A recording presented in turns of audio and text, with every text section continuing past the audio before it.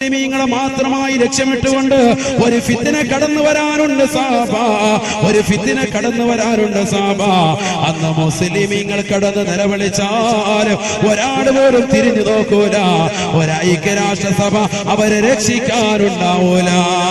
ഹബീബായ റസൂലുള്ളാഹി സ്വല്ലല്ലാഹു അലൈഹി വസല്ലമ തങ്ങൾ പിന്നീട് വീണ്ടും ഓർമ്മപ്പെടുത്തുകയാണ്, പ്രവാചകരും ഓർമ്മപ്പെടുത്തുകയാണ്, നിങ്ങൾ പൊട്ടിക്കരഞ്ഞുകൊണ്ട് റബ്ബിലേക്ക് ദുആ ചെയ്താലല്ലാതെ ആ സമയത്ത് രക്ഷപ്പെടില്ല എന്ന് നബിയുനാ റസൂലുള്ളാഹി സ്വല്ലല്ലാഹു അലൈഹി വസല്ലം. അതുകൊണ്ടാണ് ഞാൻ ഈ ദുആഅക്ക് ആദ്യം നിങ്ങൾക്ക് ഓർമ്മപ്പെടുത്തിയത്. നരകത്തെ കാവലുള്ളതാകുന്ന ഈ ദുആഅക്ക് നമ്മുടെ ജീവിതത്തിൽ നിത്യമാക്കണം. അല്ലാഹു തൗഫീഖ് തരട്ടെ. അല്ലാഹുവിന്റെ റസൂൽ പറഞ്ഞു, ഈ കാലഘട്ടത്തിൽ തന്നെയാണ് മുസ്ലിമീങ്ങളുടെ കൈകളിൽ ഇരിക്കുന്നതാകുന്ന ഇസ്ലാമിക രാഷ്ട്രമാകുന്ന തുർക്കി നഷ്ടപ്പെടുക. മുഹമ്മദ് റസൂലുള്ളാഹി. തുർക്കി ആരുടെ രാഷ്ട്രമാണ്? ഞാൻ എന്റെ പ്രസംഗത്തിൽ തന്നെ അത് പറഞ്ഞു, എന്നിട്ട് നിങ്ങൾ ശ്രദ്ധിച്ചു. മുസ്ലിങ്ങളുടെ കയ്യിലിരിക്കാൻ കുറച്ച് ലോകാര്യം പറയാൻ പോകുന്നു. ശ്രദ്ധിച്ചോ. ഇനിയോട് നടക്കാൻ പോകുന്ന ഒരു സംഗതി ആയതുകൊണ്ടാണ് ഇത് പറയാൻ പോകുന്നത്. ഹബീബായ റസൂലുള്ളാഹി സ്വല്ലല്ലാഹു അലൈഹി വസല്ലം 1400 വർഷം മുമ്പ് അവിടുത്തെ സുന്ദരമായ നാവിലൂടെ ഓർമ്മപ്പെടുത്തുകയാണ്, തുർക്കി നഷ്ടപ്പെടുമത്രേ, മുസ്ലിമീങ്ങളുടെ കയ്യിലിരിക്കുന്ന തുർക്കി നഷ്ടപ്പെടുമത്രേ. നബിയുനാ റസൂലുള്ളാഹി ഈ കണ്ണും കാതുമടപ്പിക്കുന്ന ഫിത്ന ഇങ്ങനെ നിലനിൽക്കുമ്പോ ഇന്ന് മുസ്ലിമീങ്ങളുടെ കയ്യിലിരിക്കുന്ന ഈ തുർക്കി നഷ്ടപ്പെടുമെന്ന് ആര് പറയാ? നബിയുനാ റസൂലുള്ളാഹി.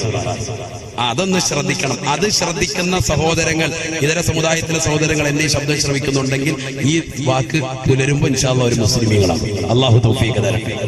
കാരണം റസൂലുള്ളാഹി 1400 വർഷം മുമ്പ് പറഞ്ഞു വെച്ചാൽ അതിപ്പോ നമ്മളിപ്പോ വെളിപ്പെടുത്തി. ഇപ്പൊ മുസ്ലിമീങ്ങളുടെ കയ്യിലുള്ള ഈ രാഷ്ട്രം നഷ്ടപ്പെടുമെന്ന് മുഹമ്മദ് റസൂലുള്ളാഹി നമ്മുടെ കയ്യിൽ നിന്ന് പോകും. അതൊരു ചെറിയ സംഭവമല്ല, ഇനി വരാനിരിക്കുന്ന ഒരു സംഭവമാണ്. തുർക്കി 2 പ്രാവശ്യം മുസ്ലിമീങ്ങൾ പിടിച്ചടക്കി. 2ാമത്തെ പ്രാവശ്യമാണ് ഇപ്പൊ നമ്മുടെ കയ്യിലുള്ളത്. ഒന്ന് സ്വഹാബത്തിന്റെ കാലഘട്ടത്തിൽ പിടിച്ചടക്കിയിട്ടുണ്ട്. സ്വഹാബത്തിന്റെ കാലഘട്ടത്തിൽ പിടിച്ചെടുത്തിട്ടുണ്ട്.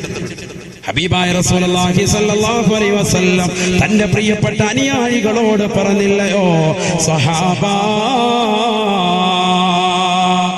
അടുത്ത സമയത്ത് തന്നെ നിങ്ങൾ തുർക്കി പിടിച്ചെടുക്കുമേ, തുർക്കി നിങ്ങൾ പിടിച്ചെടുക്കുമേ, അതിൽ നിങ്ങൾ അണിചേരണേ, അത് വലിയ കൂലിയുള്ളതാണെന്ന് നബിയുനാ റസൂലുള്ളാഹി.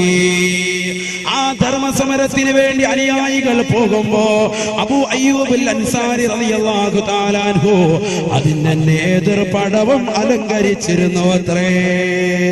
അബൂ അയ്യൂബുൽ അൻസാരി റളിയല്ലാഹു അൻഹുവിന്റെ നേതൃത്വത്തിലാണ് തുർക്കി പിടിച്ചത്. ആരാ അബൂ അയ്യൂബുൽ അൻസാരി റളിയല്ലാഹു അൻഹു? അദ്ദേഹത്തിന്റെ വീട്ടുമുറ്റടിക്കലാണ് അള്ളാന്റെ റസൂലിന്റെ ഒട്ടകം വന്ന് മുട്ടുകുത്തിയത്. പണ്ട് നമ്മൾ മദ്രസയിൽ പഠിച്ച ചരിത്രമാണ്. അള്ളാന്റെ റസൂൽ സല്ലല്ലാഹു അലൈഹി വസല്ലമ തങ്ങൾ പലായനം ചെയ്ത് കടന്നു വരുമ്പോ അബൂ അയ്യൂബ് അൻസാരിയുടെ വീട്ടുപടിക്കലാണ് ഒട്ടകം മുത്തുകുട്ടിയത്. ആ അബൂ അയ്യൂബ് അൻസാരി റളിയല്ലാഹുവിന്റെ കാര്യമാണ് നമ്മൾ ഈ പറയുന്നത്. അദ്ദേഹം ഈ തുർക്കി പിടിച്ചെടുക്കുന്നതിനുള്ള സ്വഹാബത്തിന്റെ കൂടെ പോവുകയും വിജയശ്രീലാളിതരായി തുർക്കി അവരുടെ കയ്യിൽ അഥവാ ഇസ്ലാമിക രാഷ്ട്രമാവുകയും ചെയ്തു. തെറ്റിദ്ധരിക്കരുത്, എന്റെ വാക്ക് കേട്ടിട്ട് തുർക്കി പിടിച്ചെടുക്കാന്ന് പറഞ്ഞതിലൂടെ വാളും പരിചയമായിട്ട് പോയി തലവെട്ടിക്കളഞ്ഞ് കൈകാലുകൾ ഛേദിച്ചിട്ട് അംഗവൈകല്യം ഉണ്ടാക്കുക എന്ന അർത്ഥത്തിലല്ല നമ്മുടെ പിടിച്ചെടുക്കൽ എന്ന് പറഞ്ഞാൽ. ഇത് ധർമ്മസമരമാണ്. മുസ്ലിമീങ്ങളുടെ പിടിച്ചെടുക്കൽ എന്ന് പറഞ്ഞാൽ ഇസ്ലാമികമാകുന്ന ആശയങ്ങളും ആദർശങ്ങളും ആ സമുദായത്തിൽ, ആ ജനങ്ങളിൽ സ്വാതന്ത്ര്യം ഉണ്ടാക്കി കൊടുക്കുക. അതാണ് പിടിച്ചെടുക്കുക എന്ന് പറഞ്ഞതിന്റെ അർത്ഥം. മനസ്സിലായില്ലേ? ഇസ്ലാമികമാകുന്ന ആശയവും ആദർശങ്ങളും അവർക്ക് നടപ്പിലാക്കാനുള്ള സ്വാതന്ത്ര്യം ഉണ്ടാക്കി കൊടുക്കുക. അതിനുവേണ്ടി തുർക്കി ഇസ്ലാമിക രാഷ്ട്രമായി. അതിനുശേഷം മുസ്ലിമീങ്ങളുടെ കയ്യിൽ നിന്ന് വീണ്ടും നഷ്ടപ്പെട്ടു. പിന്നീട് 2ാമത് മുസ്ലിമീങ്ങൾ പിടിച്ചതാണ് AD 15-ാം നൂറ്റാണ്ടിൽ പിടിച്ചെടുക്കുന്നത്. ആ പിടിച്ചെടുക്കലാണ് ഇപ്പോഴും നിലനിൽക്കുന്നത്. അന്ന് തുർക്കി പിടിച്ചെടുത്ത സമയത്ത് അന്നവിടെ ഉണ്ടായിരുന്നതാകുന്ന ഓർത്തഡോക്സ് വിഭാഗക്കാർ റഷ്യയിലേക്ക് പലായനം ചെയ്തു. തൊട്ടടുത്തുള്ള രാജ്യമാണ് റഷ്യ. അങ്ങോട്ട് പലായനം ചെയ്തു. ഇന്ന് റഷ്യയിൽ 77% ഓർത്തഡോക്സുകാരാണ്. റഷ്യൻ നേവി ബേസ് 6 ഭാഗങ്ങളിലായിട്ട് 6 നേവി ബേസ് ഇപ്പോൾ തന്നെ റഷ്യയുടെ ഭാഗങ്ങളിൽ അഥവാ തുർക്കിയുടെ അറ്റത്തായിട്ട് അവർ ഇപ്പോൾ തന്നെ താവളം അടിച്ചിട്ടുണ്ട്. ലേറ്റസ്റ്റ് ന്യൂസാണ് ഇപ്പോൾ പറഞ്ഞത്. അഥവാ ഏത് നിമിഷവും തുർക്കി പിടിച്ചെടുക്കാം. ആര് പിടിച്ചെടുക്കും? റഷ്യ പിടിച്ചെടുക്കും. ഇത് നബി സല്ലല്ലാഹു അലൈഹി വസല്ലം പറഞ്ഞ റഷ്യ തന്നെ പിടിച്ചെടുക്കും. നബി സല്ലല്ലാഹു അലൈഹി വസല്ലം പറഞ്ഞു. അള്ളാഹു മനസ്സിലാക്കാൻ തൗഫീഖ് തരട്ടെ. അള്ളാഹിന്റെ റസൂൽ പ്രവചിച്ച വചനങ്ങളാണ് ഞാൻ ഈ പറയുന്നത്. നിങ്ങൾ ശ്രദ്ധിക്കണം. ഇനി നടക്കാൻ പോകുന്ന സംഭവം. എന്തെങ്കിലും ഒരു ദിവസം നിങ്ങൾ പത്രം എടുത്ത് നോക്കിയിട്ട് യുദ്ധം തുടങ്ങാണ്, റഷ്യയും തുർക്കിയും തമ്മിൽ യുദ്ധം. അപ്പൊ നിങ്ങൾ മനസ്സിലായി ഉസ്താദ് പറഞ്ഞ സംഭവം എത്തിയിട്ടുള്ളത് നിങ്ങൾക്ക് തിരിയും. ആരാ ഇത് പറഞ്ഞിരിക്കുന്നത്? മുഹമ്മദ് റസൂലുള്ളാഹി.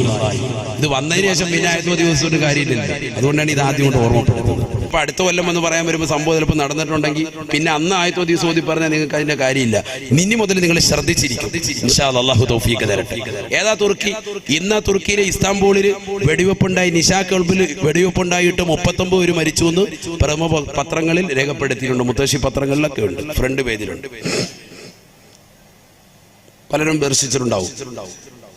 ആ തുർക്കിയിൽ. കാരണം എന്താ?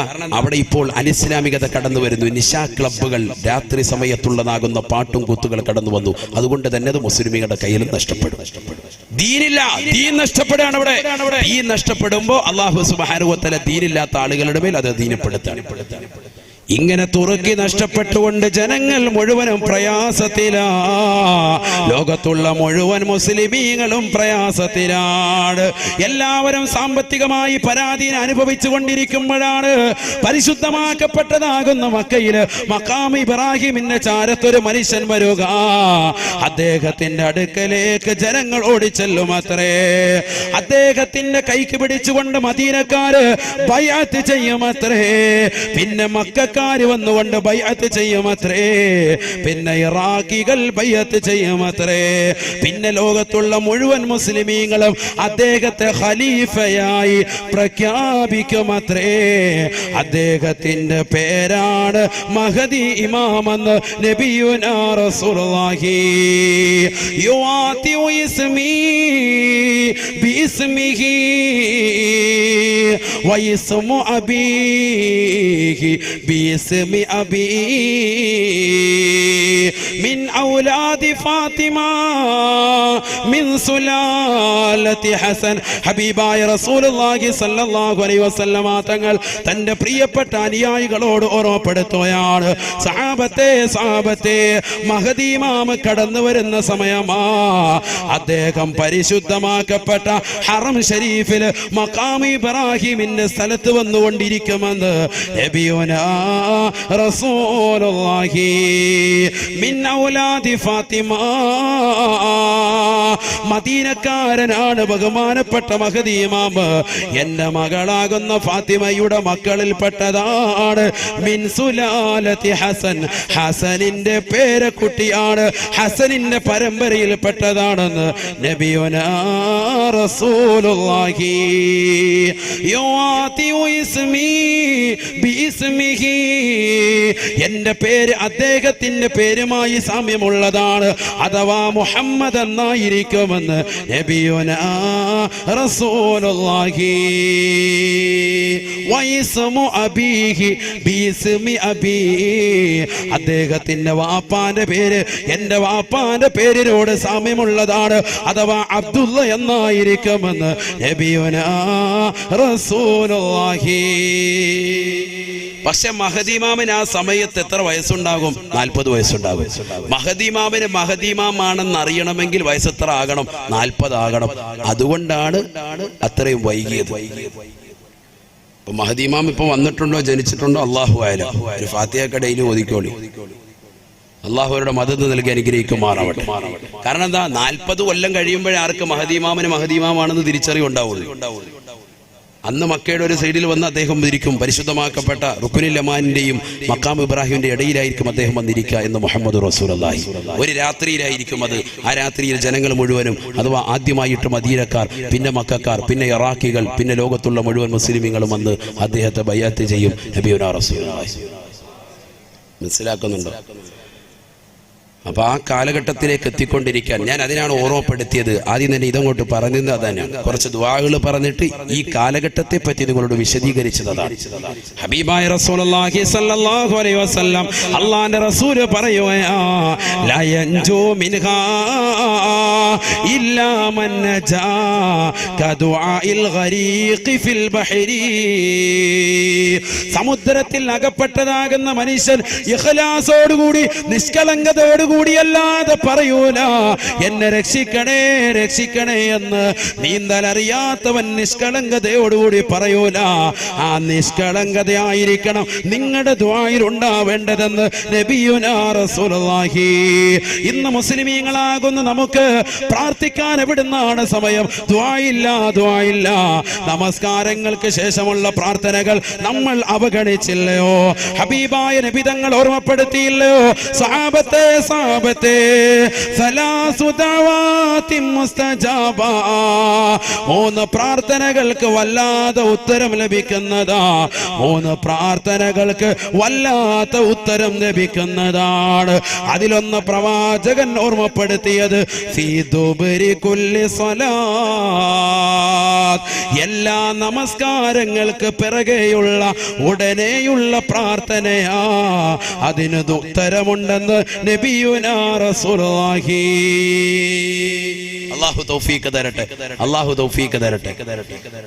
നരകം എന്ന് പറയുന്നത് അത്രമേൽ പ്രധാനമായ സംഗതി കൊണ്ടാണ് രാവിലെ മുതൽ പ്രഭാതം മുതൽക്ക് അവന്റെ ദുആ നരകത്തെ തൊട്ട് കാവൽ തേടാനുള്ള കാര്യം. അത്രമേൽ പ്രധാനമായ സംഗതി. ബക്കറ്റ് പിരിവില്ലേ? ബക്കറ്റ് എല്ലാവരും നൽകി ലാസ്റ്റ് ദിവസമല്ലേ, അതുകൊണ്ട് ഇൻഷാ അല്ലാഹ് എല്ലാവരും കാര്യമായിട്ട് അല്ലാഹു തൗഫീഖ് നൽകട്ടെ.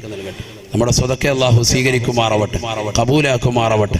എല്ലാ വിഷമങ്ങളും പ്രയാസങ്ങളും അല്ലാഹു നീക്കി തരട്ടെ. അപകടങ്ങളെ തൊട്ട്, ദുരിതങ്ങളെ തൊട്ട്, വിപത്തുകളെ തൊട്ട് അല്ലാഹു കാത്ത് രക്ഷിക്കട്ടെ. ബിസ്മില്ലാഹിർ റഹ്മാനിർ റഹീം. വേഗം കൊടുക്കും. ബിസ്മില്ലാ. എല്ലാ സഹോദരങ്ങളും സഹോദരിമാരും ഇന്ന് ലാസ്റ്റ് ദിവസം കൊണ്ട് നിങ്ങളൊക്കെ കാര്യമായിട്ട് എല്ലാവരും സഹകരിക്കും ഇൻഷാ അല്ലാഹ്. ഇന്നലെ വരെ 50 ഇട്ടവർ ഇന്ന് മാറ്റി പിടിക്കും, 100 ആക്കി ഇൻഷാ അല്ലാഹ്. സാമ്പത്തിക ഭദ്രത നൽകും ഇൻഷാ അല്ലാഹ്. അല്ലാഹു തൗഫീഖ് തരട്ടെ. അതിനുള്ള ദിക്ർ ഞാൻ നിങ്ങൾക്ക് നൽകിയിട്ടുണ്ട്, ലാ ഹൗല. അത് എത്ര ചെല്ലാവോ അത്രയും നിങ്ങൾ വർദ്ധിപ്പിക്കുക. അല്ലാഹു നമുക്ക് സാമ്പത്തിക ഭദ്രത നൽകി അനുഗ്രഹിക്കുമാറാവട്ടെ. ഹലാലായ സാമ്പത്തികം അല്ലാഹു നൽകി അനുഗ്രഹിക്കട്ടെ. നല്ല വീട് അല്ലാഹു നമുക്ക് നൽകി അനുഗ്രഹിക്കട്ടെ. നമ്മുടെ മക്കളെ അല്ലാഹു സാലിഹ്യങ്ങൾ ഉൾപ്പെടുത്തട്ടെ, ആബിദീങ്ങൾ ഉൾപ്പെടുത്തട്ടെ. എല്ലാ വിഷമങ്ങളും പ്രയാസങ്ങളും അല്ലാഹു നീക്കി തരട്ടെ. ഏത് നിയ്യത്തുകൾ വെച്ചുകൊണ്ട് നമ്മൾ ഇടുന്നോ ആ നിയ്യത്തുകളൊക്കെ അല്ലാഹു സാധൂകരിച്ചു തരട്ടെ. നമ്മുടെ രോഗങ്ങൾ അല്ലാഹു പരിപൂർണ്ണ ശമനമാക്കട്ടെ.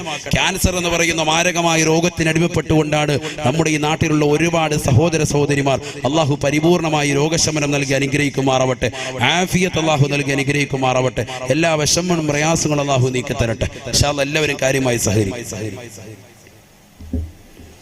നരകം അത്രമേൽ പ്രധാനമായ സംഗതി ആയതുകൊണ്ടാണ് അതിനെ ഇത്രത്തോളം ദുആകൾ ഉലമാക്കൾ രേഖപ്പെടുത്തിയിട്ടുള്ളത്. പരിശുദ്ധ തിരുനബി മുഹമ്മദ് റസൂലുള്ളാഹി സ്വല്ലല്ലാഹി അലൈഹി വസല്ലം തങ്ങൾ പഠിപ്പിച്ചിട്ടുണ്ട്.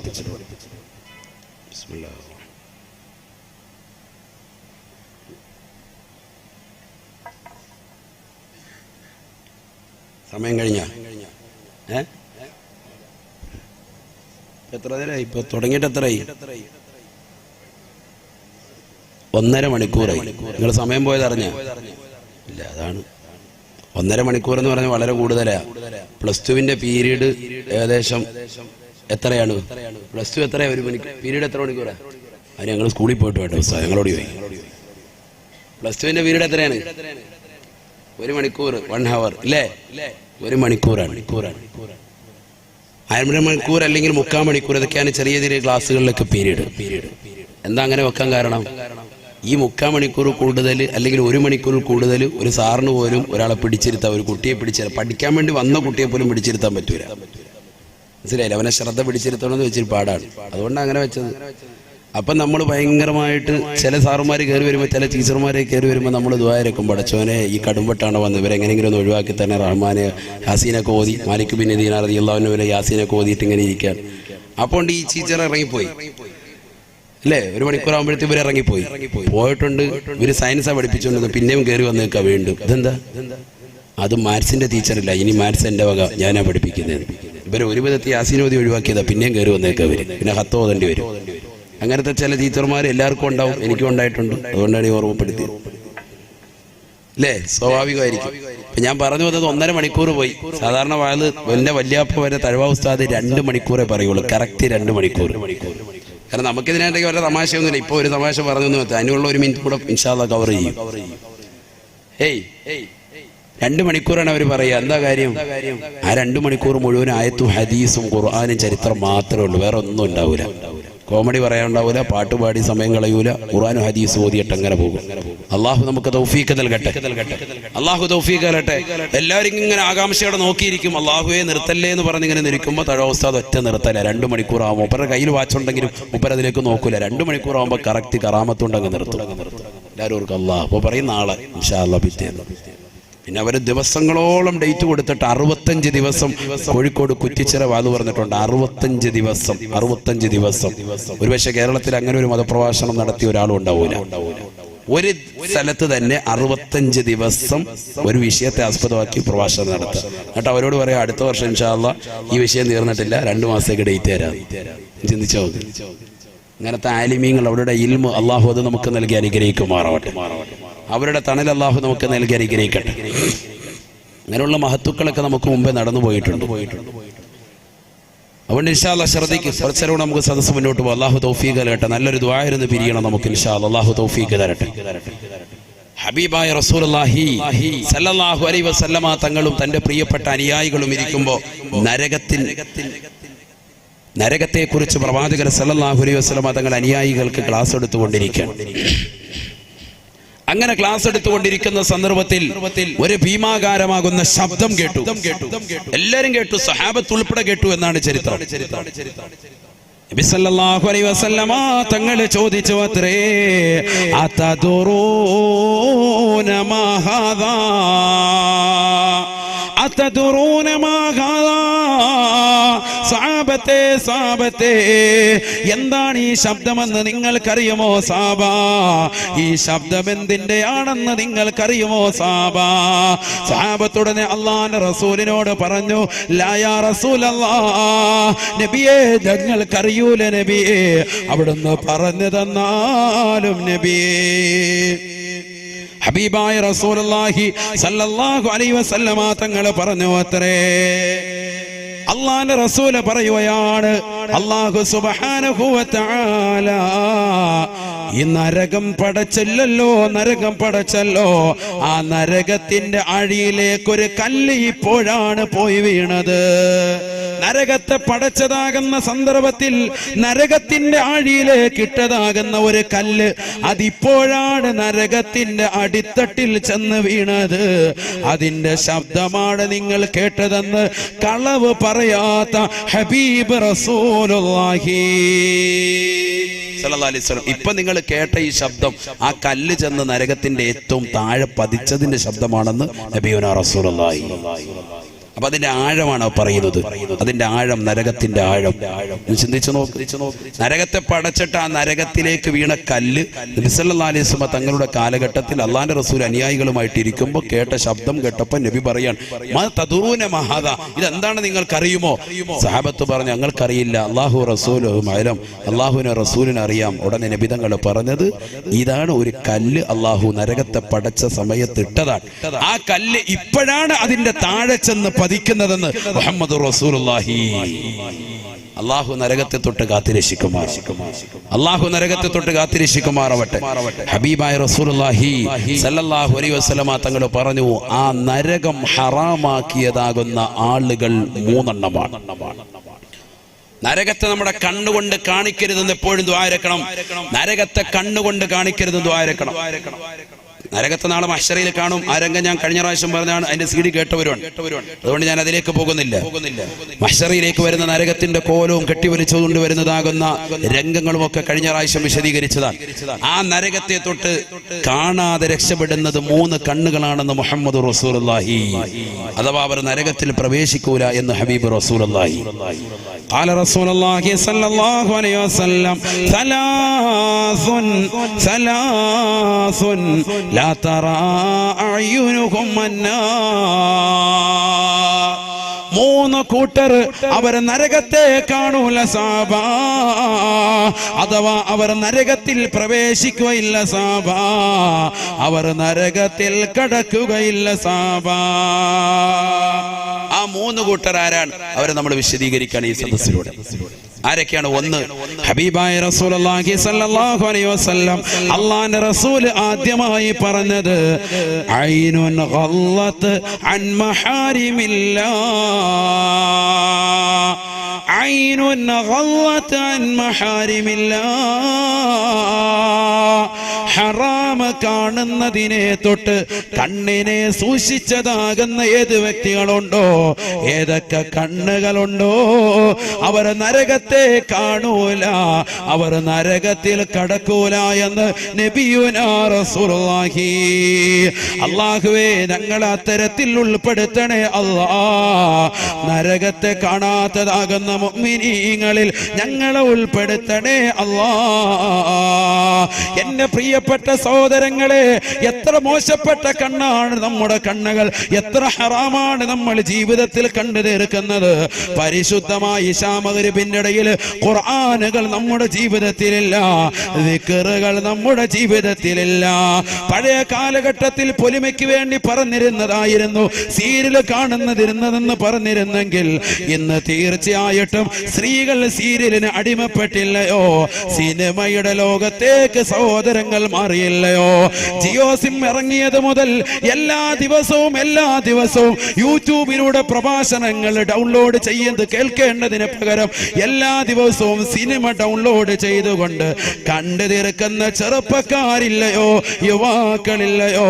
എത്ര ജിയോ സിമ്മാണ് ഈ നാട്ടിലുള്ള സഹോദരങ്ങൾ വാങ്ങിയത്? എത്ര സഹോദരങ്ങളാണ് അശ്ലീലമാകുന്ന സിനിമകൾ കാണുന്നത്? അശ്ലീലമാകുന്ന സിനിമാ ഗാനങ്ങൾ പാതിരാത്രി സമയത്ത് ഹെഡ്സെറ്റ് വെച്ചുകൊണ്ട് ഉറങ്ങാൻ കിടക്കുന്ന സമയത്ത് അവൻ നരകത്തെ തൊട്ട് കാവൽ ചോദിച്ചുകൊണ്ട് കടക്കണമെന്ന് പഠിപ്പിച്ച പ്രവാചകൻ അല്ലാഹു സുബ്ഹാനഹു വ തആല ആ അല്ലാഹുവിന്റെയും പ്രവാചകന്റെയും വചനങ്ങളെ തൃണവൽഗണിച്ചുകൊണ്ട് അവഗണിച്ചുകൊണ്ട് അശ്ലീലമാകുന്ന സിനിമാ ഗാനങ്ങൾ കേട്ടുകൊണ്ടും സിനിമാ ഗാനങ്ങൾ കണ്ടുകൊണ്ടും അവന്റെ കണ്ണും കാതും നശിപ്പിച്ചില്ലയോ?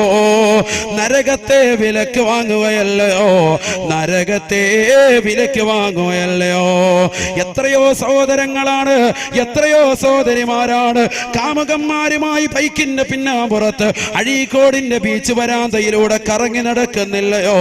പരിശുദ്ധമാക്കപ്പെട്ട ദിക്റിന്റെ മജ്‌ലിസുകളെ, വാദിന്റെ മജ്‌ലിസുകളെ തൃണവൽഗണിച്ചില്ലയോ? ഹബീബായ നബി തങ്ങൾ ഓർമ്മപ്പെടുത്തുകയാണ്, സ്വഹാബാ സ്വഹാബാ ലാ തുസ്കിനൂഹുന്ന ഫിൽ ഗുറഫാ. സഹാബത്തെ സഹാബത്തെ നിങ്ങളുടെ പ്രിയപ്പെട്ടതാകുന്ന പെൺമക്കളെ ഒറ്റയ്ക്ക് ഒരു റൂമിൽ നിങ്ങൾ താമസിപ്പിക്കരുതേ.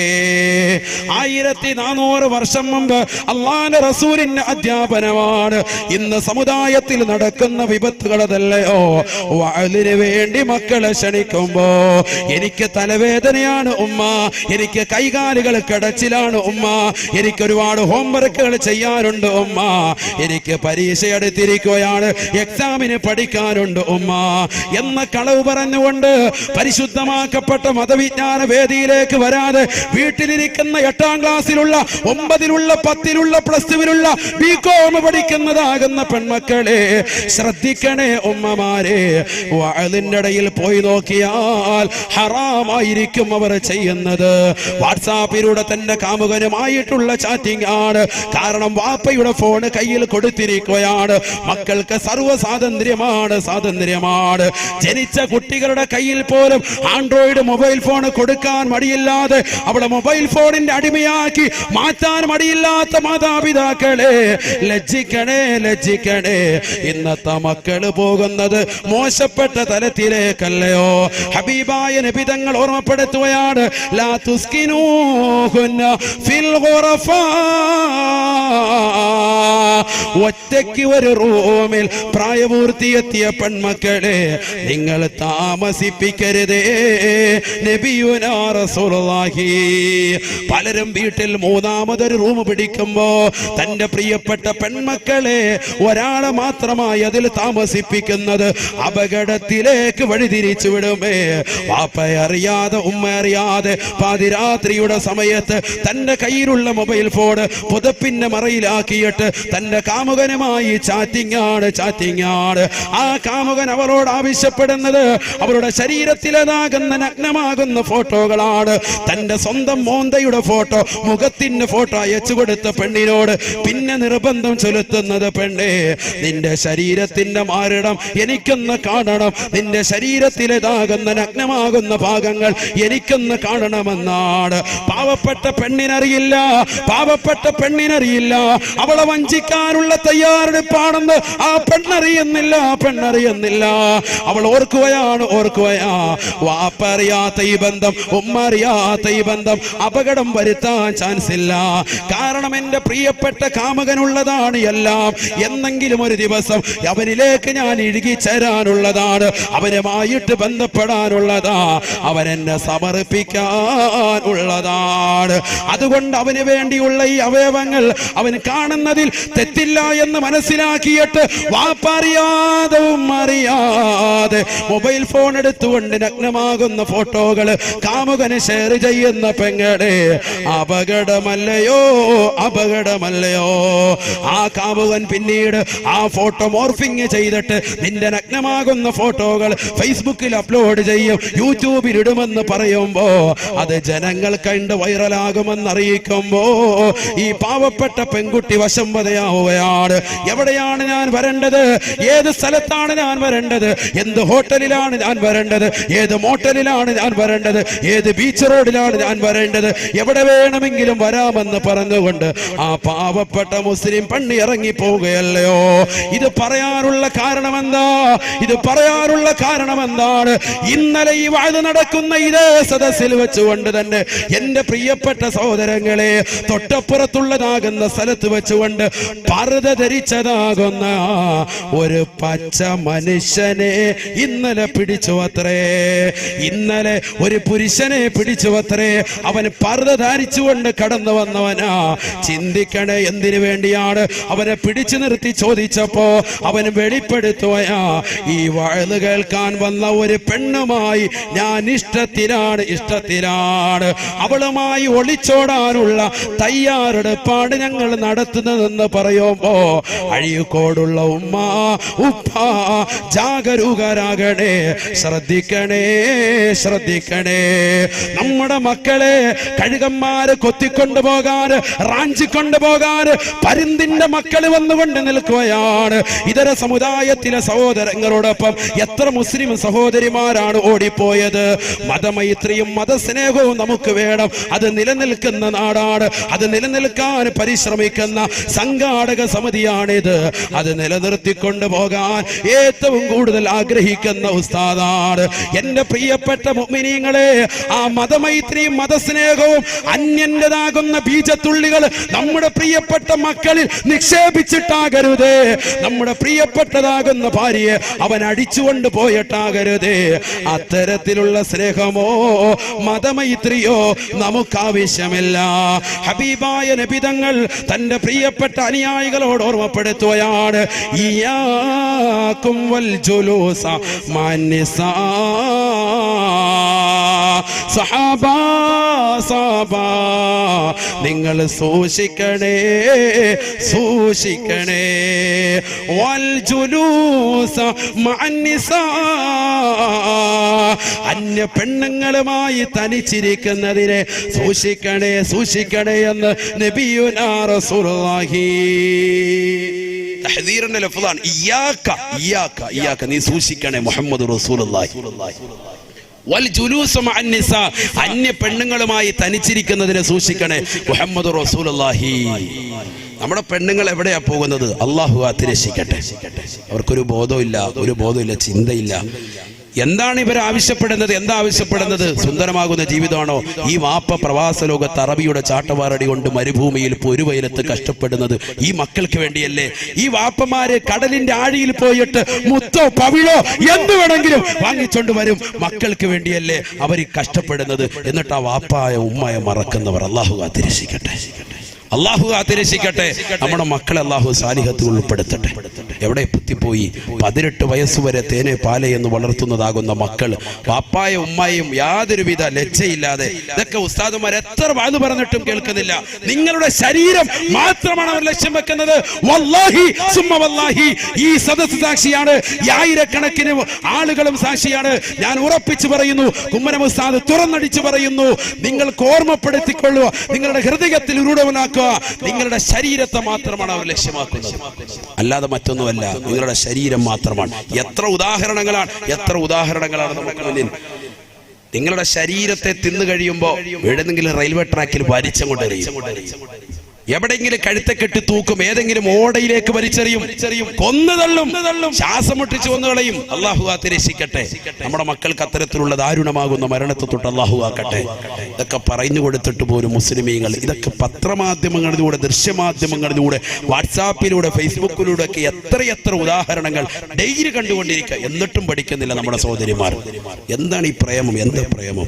നിങ്ങളൊരു 10 സ്വലാത്ത് റസൂലുള്ളാഹി സ്വല്ലല്ലാഹു അലൈഹി വസല്ലം തങ്ങൾക്ക് ചൊല്ലി, എന്ത് കൂലിയാണ്! ആ പ്രവാചകനെ സ്നേഹിച്ച എത്ര വലിയ സ്നേഹമാണ്. അള്ളാഹുവിനെ സ്നേഹിക്ക്, ഒരു ചാണങ്ങോട്ട് സ്നേഹിച്ചാൽ ഒരു അടി ഇങ്ങോട്ട് സ്നേഹിക്കുന്നവരല്ലേ അള്ളാഹു.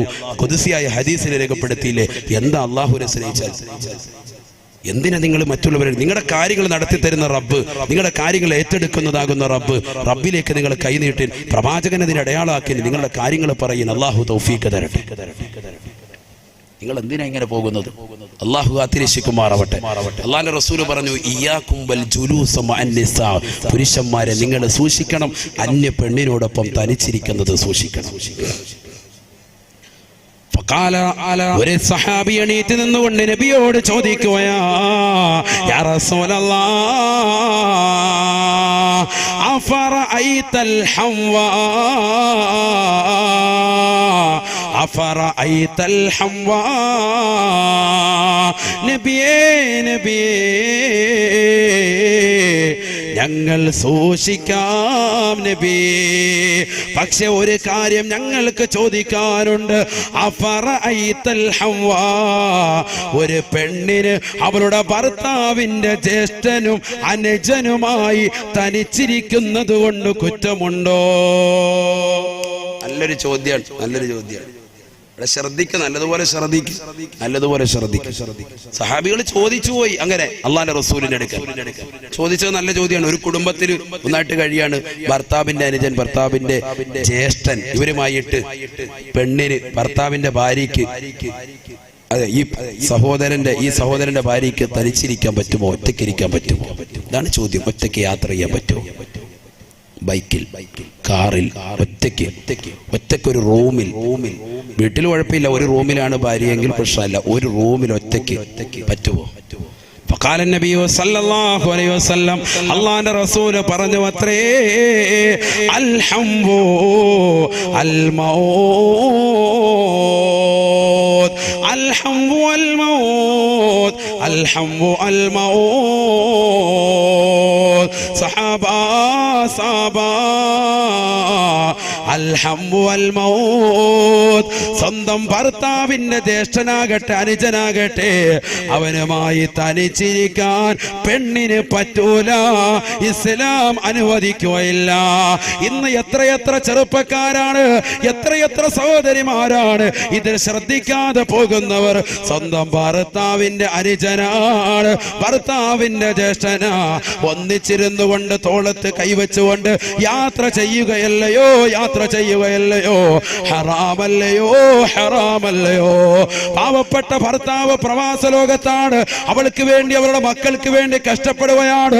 അവൾ ഇവിടെ അനുജന്റെ കൂടെ, ജ്യേഷ്ഠന്റെ കൂടെ, അല്ലെങ്കിൽ മറ്റുള്ള സഹോദരങ്ങളുടെ കൂടെ യാത്ര നടത്തുകയാണ്. ഹറാമാണ്, ഹറാമാണെന്ന് നബിയുനാ റസൂലുള്ളാഹി സല്ലല്ലാഹു അലൈഹി വസല്ലം. ഭർത്താവിന്റെ ജ്യേഷ്ഠനും ഇതിനും എങ്ങനെ വഴിതെറ്റൂലല്ലോ? പലരും തെറ്റും. ആരായി പറയുന്നത്? നബിയുനാ റസൂലുള്ളാഹി. അല്ലാഹുവിന്റെ റസൂൽ പറ, തെറ്റും. എപ്പോഴാണ് പിശാച് ഇടയിൽ കടന്നു വരുന്നത്? നിങ്ങളുടെ മനസ്സ് ശുദ്ധമായിരിക്കും, പക്ഷെ പിശാച് ഇടയിൽ കയറിയാൽ അള്ളാഹു കാത്തിരക്ഷിക്കട്ടെ, പിന്നെ അവിടെ ഉണ്ടാകുന്ന അപകടം പറയണ്ട. അല്ലാഹുവിന്റെ റസൂൽ പറഞ്ഞില്ലേ, ഒരാണും ഒരു പെണ്ണും കൂടി തനിച്ചാൽ ഇല്ലാ വദഖല ബൈനഹുമ ശൈത്താൻ, അവർക്കിടയിൽ പിശാച് പ്രവേശിക്കുമത്രേ. ഇല്ല വസാലിസുഹുമ ശൈത്താൻ. മറ്റൊരു റിവായത്തിൽ നബി തങ്ങൾ ഓർമ്മപ്പെടുത്തുന്നുണ്ട്, അവർക്കിടയിൽ മൂന്നാമതായി കടന്നു വരിക, ഒരാണും പെണ്ണും തനിച്ചിരുന്നാൽ ഭർത്താവിന്റെയും ഭാര്യയുടെയും കാര്യമല്ല, കാമുകന്മാരായി മറ്റൊരു അന്യ പെണ്ണുമായി പരപുരുഷന്മാര് തനിച്ചിരിക്കുമ്പോ അവർക്കിടയിൽ മൂന്നാമതായി കടന്നു വരുന്നത് പിശാചായിരിക്കുമെന്ന് നബിയുനാ റസൂലുള്ളാഹി സല്ലല്ലാഹു അലൈഹി വസല്ലം. അതൊക്കെ റസൂലുള്ള പറഞ്ഞിട്ടില്ലേ, ദഅമാ യരീബുക ഇലാ മാ ലാ യരീബുക. അതുകൊണ്ടല്ലേ അള്ളാഹുവിന്റെ റസൂലിന്റെ അടുക്കൽ രണ്ട് പത്നിമാർ ഭാര്യമാര് നിൽക്കുന്ന സന്ദർഭത്തിൽ പള്ളിയുടെ ചാരത്തിരുന്നുകൊണ്ട് നബി തങ്ങൾ ഇങ്ങനെ വർത്താനം പറയുക. അപ്പൊ രണ്ട് സ്വഹാബികൾ അതിനെ കൂടെ പോയി. നബി സല്ലല്ലാഹു അലൈഹി വസല്ലം തങ്ങളെ സഫിയ ബീവി മാത്രമാണെന്നോ ഹദീസിലുണ്ട്. അങ്ങനെ ആ ഭാര്യയോട് വർത്തമാനം പറഞ്ഞുകൊണ്ടിരിക്കുന്നു. രണ്ട് സ്വഹാബികൾ അതിലേക്കൂടെ പോയി. അള്ളാഹിന്റെ റസൂൽ ആരോട് വർത്താനം പറയുന്നുണ്ട് എന്നിവർക്ക് മനസ്സിലായി. വരുന്നാലും അങ്ങോട്ട് നടന്നങ്ങോട്ട് പോകുമ്പോൾ റസൂലുള്ള ഭാര്യയെ പറഞ്ഞു വിട്ടിട്ട് ഇവരെ രണ്ടുപേരെയും ഇങ്ങോട്ട് വിളിച്ചിട്ട് പറഞ്ഞു, സ്വഹാബത്തെ, അതാരാണ്? എന്റെ ഭാര്യ സഫിയയാണ്, എന്റെ ഭാര്യ സഫിയാൻ. സ്വഹാബത്ത് ആശ്ചര്യപ്പെട്ടു, നബിയെ, ഞങ്ങൾ അങ്ങയെ കുറിച്ച് മോശം ധരിച്ചു പോവോ? ഒരിക്കലുമില്ല, ഒരിക്കലുമില്ല. അങ്ങയെ കുറിച്ച് ഒരിക്കലും ഞങ്ങൾ മോശം ധരിക്കൂല. ഞങ്ങൾക്കറിയാം അനുവദിക്കപ്പെട്ട ഏതോ സ്ത്രീകളുമായി വർത്താനം പറയുകയാണ് ഞങ്ങൾക്ക് മനസ്സിലായി. പക്ഷെ നബി സല്ലല്ലാഹു അലൈഹി വസല്ലം തങ്ങൾ പറഞ്ഞു, അത് വേണ്ട. ഇന്ന ശൈത്താന യജ്രി മജ്റദ്ദമി. രക്തം സഞ്ചരിക്കുന്ന ഭാഗത്തിലൂടെയൊക്കെ പിശാച് നടക്കും. അതുകൊണ്ട് ഒരു തെറ്റിദ്ധാരണ വേണ്ട. അതിനാ ഞാനത് പറഞ്ഞത് എന്ന് മുഹമ്മദുർ റസൂലുള്ളാഹി. സൂക്ഷിക്കണം, നമ്മൾ സൂക്ഷിക്കണം നമ്മുടെ ജീവിതത്തിൽ. അല്ലാഹു തൗഫീഖ് നൽകട്ടെ.